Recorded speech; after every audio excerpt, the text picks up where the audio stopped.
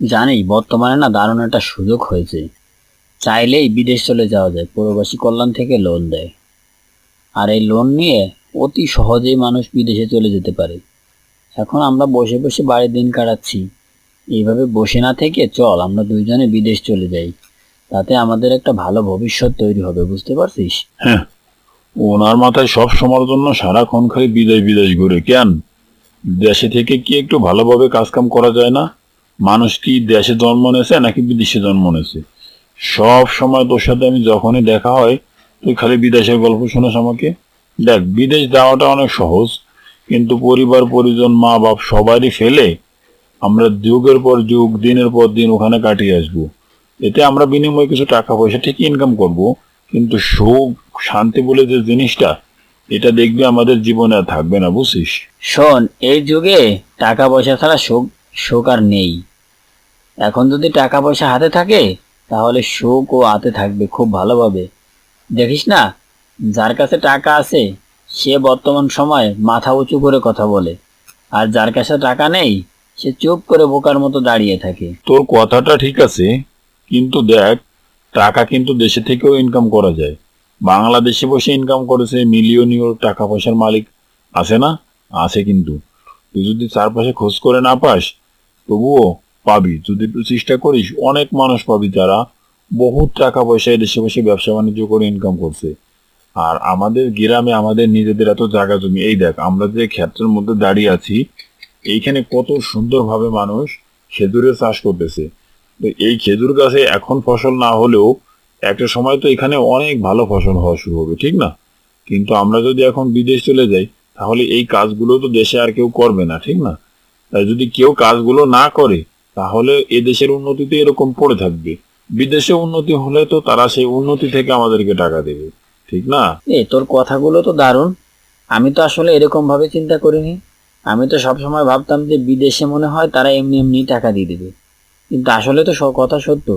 বিদেশে তো আমাদের সবারই হাড় ভাঙা পরিশ্রম করা লাগবে, আর ওখানে তো বসায় পড়ায় কেউ টাকা দিবে না, ঠিক না?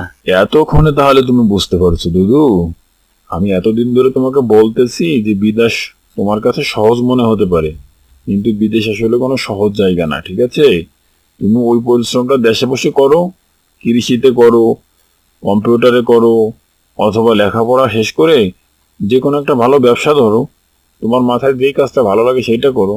দেখবে তোমার এখান থেকে যে ইনকাম আসবে, তুমি সারা জীবন বিদেশে ইনকাম করেও তা পারবে না। তার কারণ ব্যবসার মধ্যেই অনেক বেশি রিজিক রয়েছে, ঠিক আছে?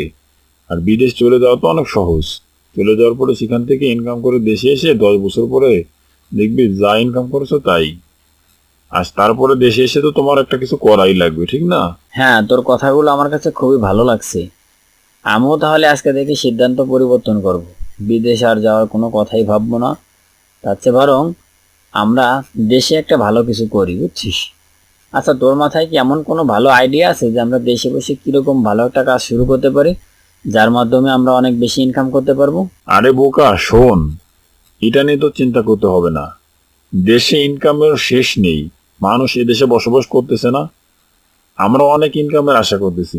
অথচ একজন বৃদ্ধ মানুষ, সে ভাবতেছে কখন না কখন আমি কবরে চলে যাব, ঠিক না? আসলে খুব তাড়াহুড়ো করা হয়ে যাচ্ছে আমাদের, মনে হচ্ছে। আমাদের একটু শান্ত মাথায় ভাবা উচিত কোন কাজটি করলে ভালো হয়। আমরা দুজন যদি একটা পুকুরে মাছ চাষ করি তাহলে কেমন হয়? দেখ, প্রথম অবস্থায় এখন তো আমরা বিঘার ঘুরে বেড়াচ্ছি। একটা পুকুরে মাছ চাষ আর ওর পাশে সবজি চাষ করব। সবজি চাষ করলে অল্প দিনের মধ্যে সবজি থেকে টাকা আসতে শুরু করবে। আর মাছ চাষ করলে 1 বছর পরে ওখান থেকেও আমরা ভালো পরিমাণ ইনকাম করতে শুরু করব। আর এটাকে যদি দিন দিন বাড়িয়ে নিয়ে যেতে পারি, তাহলে দেখবি কি আমাদের ইনকামটাও কিন্তু অনেক বেড়ে যাবে। আর বিদেশে গেলে কিন্তু একটা নির্দিষ্ট বেতনে আমাদের সবসময় চাকরি করতে হয়, আর আমাদের একটা নির্দিষ্ট টাইম পরিমাণে কাজ করতে হয়। কিন্তু দেশে বসে যদি এরকম নিজের কাজ নিজেরা করি, তাহলে কিন্তু ওই সমস্যাটা আমাদের ফেস করতে হবে না, বুঝছিস? হ্যাঁ, তোর কথাটা খুবই ভালো লাগছে আমার কাছে। আমরা তাহলে শুরু করতে পারি। যেহেতু গ্রামে এরকম ধরনের কাজ কেউ এর আগে করতেছে না, তাহলে আমরাই প্রথমে শুরু করতে পারি।